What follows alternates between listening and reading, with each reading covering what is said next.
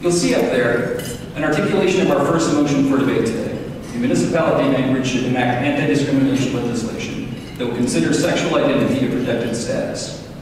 When I opened that poll during the last two speeches of each of the mini debates, you're going to have the chance to use your cell phones to text a code to 22333. The code that you text in will correspond with whether you agree with, disagree with, or are unsure about your position on that motion.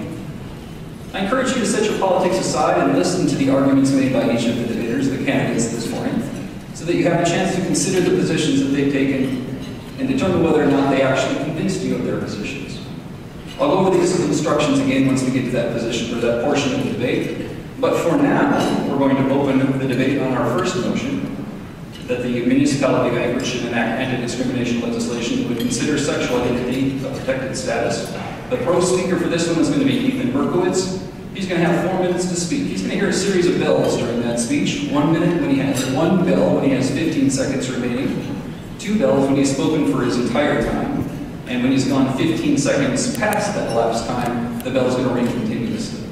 So, without any further ado, I'm going to now open the floor to Ethan and invite him to begin his first speech in defense of that motion.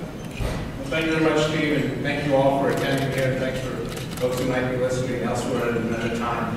You know, Lincoln and Douglas, they didn't just debate during the course of that campaign. They debated for a number of years. They rode what was known as the Chautauqua Circuit. And unfortunately, Amy and I are going to be doing this for a number of years. We've done it almost 30 times already. So I don't know whether Lincoln and Douglas got to be friends during the course of their debates, but I hope that we have.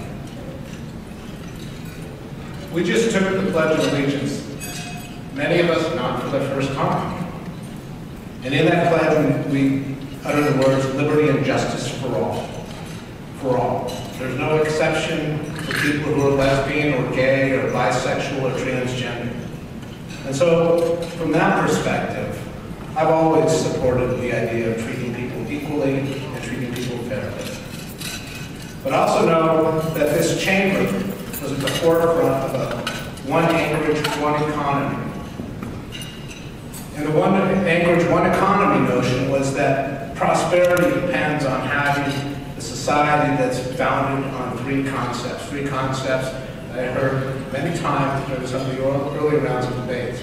We need talent, we need tolerance, and we need technology. And the importance of tolerance in a business environment is very clear because tolerance correlates to profitability. Tolerance correlates to a workforce that's diverse and able to generate returns.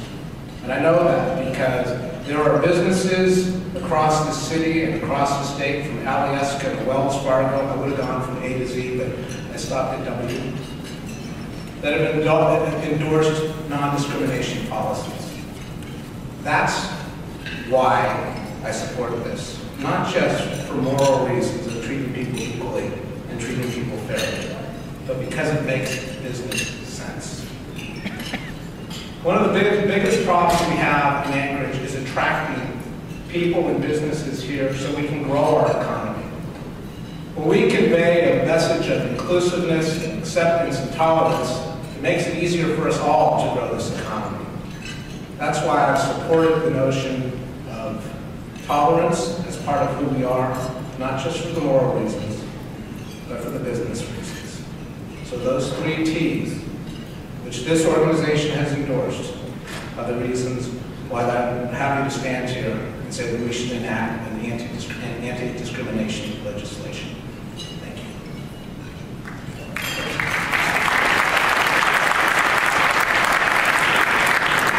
At this point now, we'll give Amy up to 2 minutes to ask questions of Ethan on this motion. And at that time, we'll start when she asks her first question. Thank you.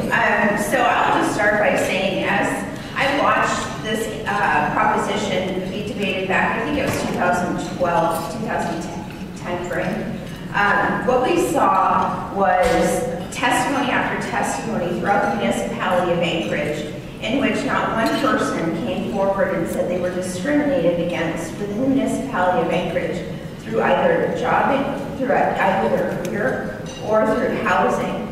And to go a step further, the AEDC had a speaker that came up that said Anchorage is one of the most tolerant cities in the entire country. So, Mr. Berkowitz, with that said, the voters, by about 58%, rejected this Prop 5 ordinance, saying Anchorage is a tolerant city. We are an inclusive city. Why is it we have to make another law in order to reaffirm something that isn't existing in our community? I look at what happens to a community that overtly says that it accepts tolerance, that it makes it clear to everybody that we're an inclusive community. And I listened to the testimony that occurred in the course of that debate. I heard people come forward and say they've been the victims of discrimination. I've talked to people who've been the victims of discrimination. And so if you listen to the conversations that are occurring in this community with an open mind and an open heart, you'll hear that discrimination exists. Is it the best of who we are? No. Is it something we should strive to move past? Yes. The history of this country is one that begins with discrimination, moves towards some kind of legislation, and ultimately progresses towards something of social justice. That's the history of our country, and I think that's the courseway that we're on right now. And Martin Luther King said famously that the arc of history is long, but it bends towards justice. Sure. To go a step further, while you may have heard that the sitting assembly members and the current mayor at the time never had one example where someone was discriminated against at their job or in their housing. But beyond that, Mr. Berkowitz, do you believe in the First Amendment of the United States Constitution that protects people of faith, protects religious freedom? Because what you're advocating for essentially would effectively discriminate against people of faith. My people came to this country to escape religious persecution and to find religious freedom. So the concept of religious freedom are very important to me. But once people enter the public arena, we have to treat everybody equally. There are many different notions of what's just and what's religious. And we resolve those disputes by having a civil society. And the movement of this civil society is towards one of inclusion. If people privately, based on their own religious beliefs, want to adopt a certain course of conduct, they have that right. All right. It's the end of the first question round.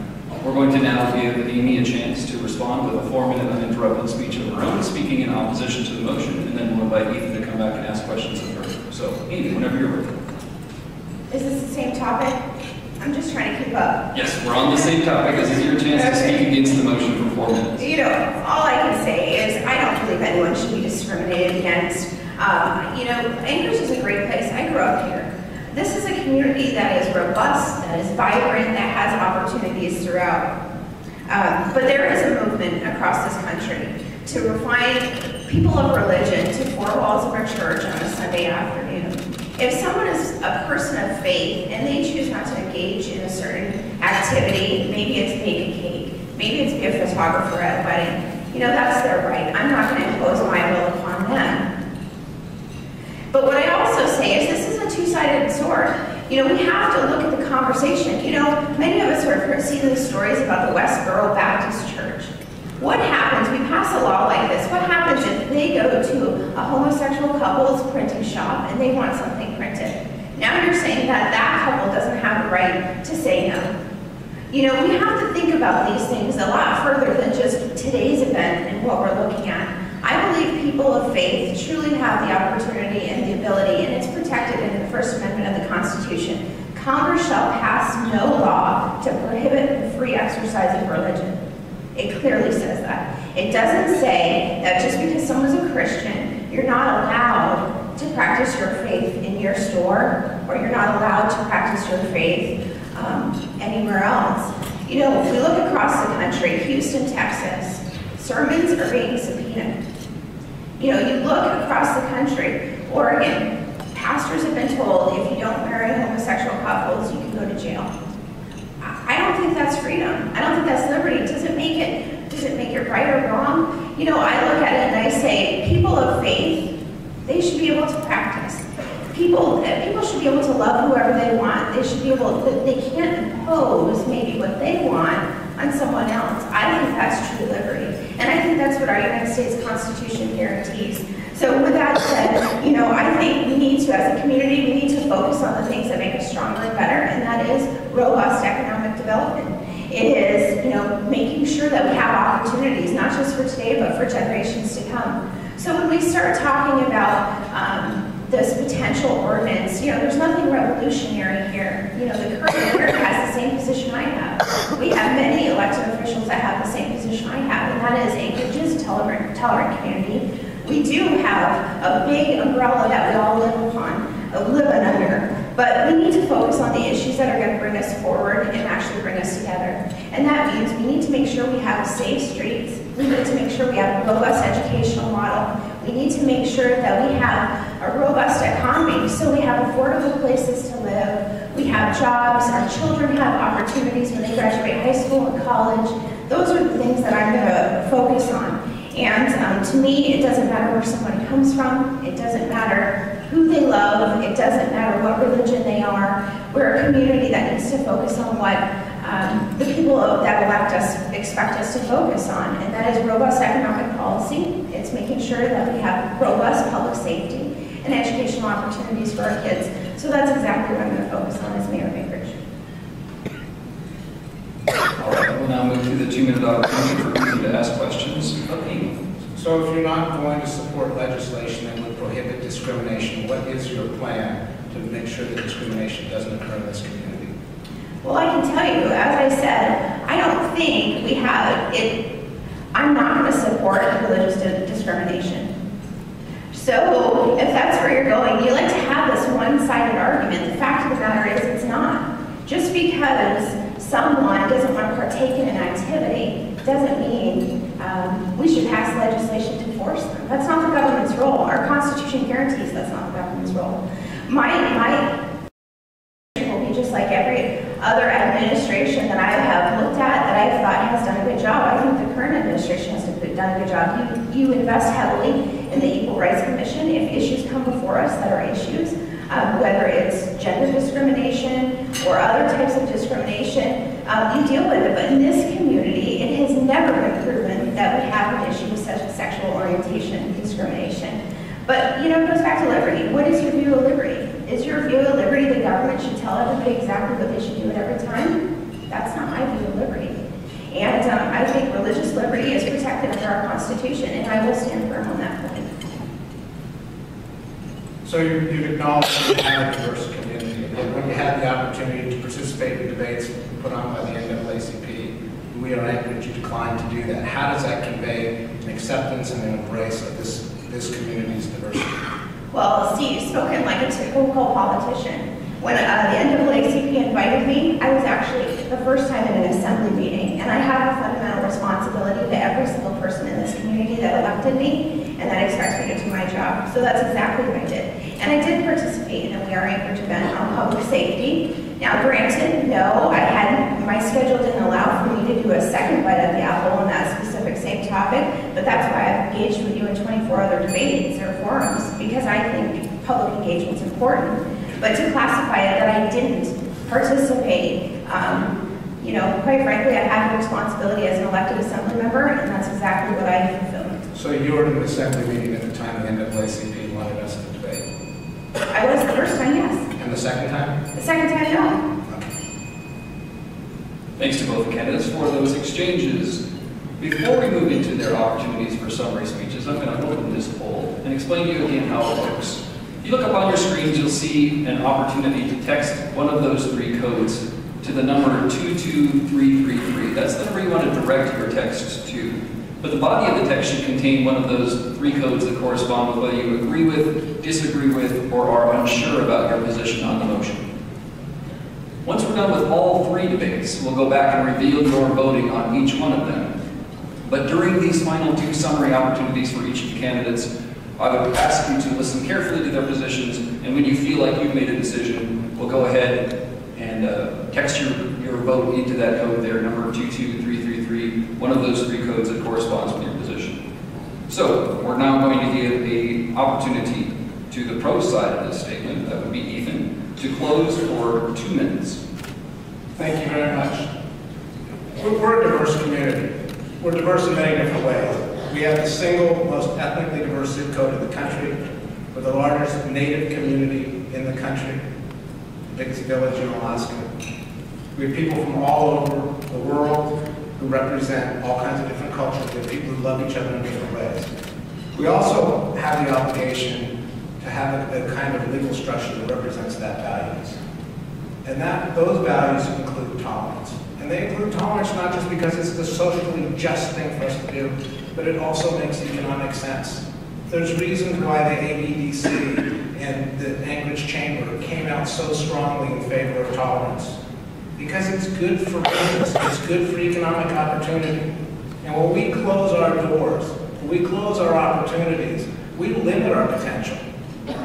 That's not what we're all about. That's not who we are. I don't think we need to be afraid of embracing diversity. I don't think we should hide behind a facade of religious tolerance to deny equality to other people. Because religious tolerance comes in many different forms and many different fashions.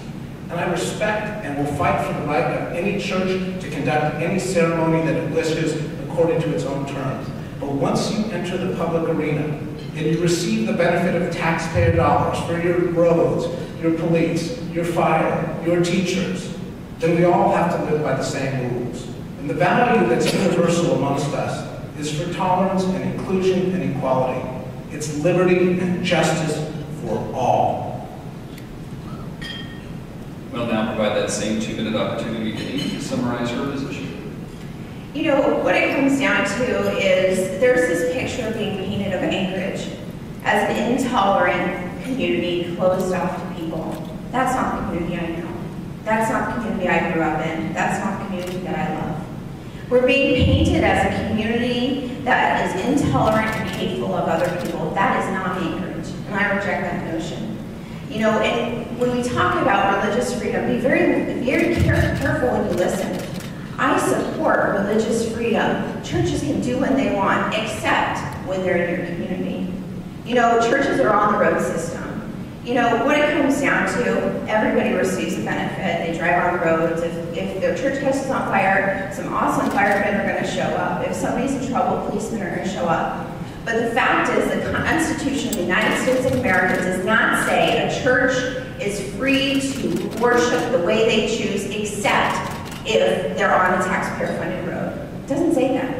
It says Congress shall not pass any law that prohibits the free exercise of religion. I'm not up here saying that churches should impose their will on any one of you.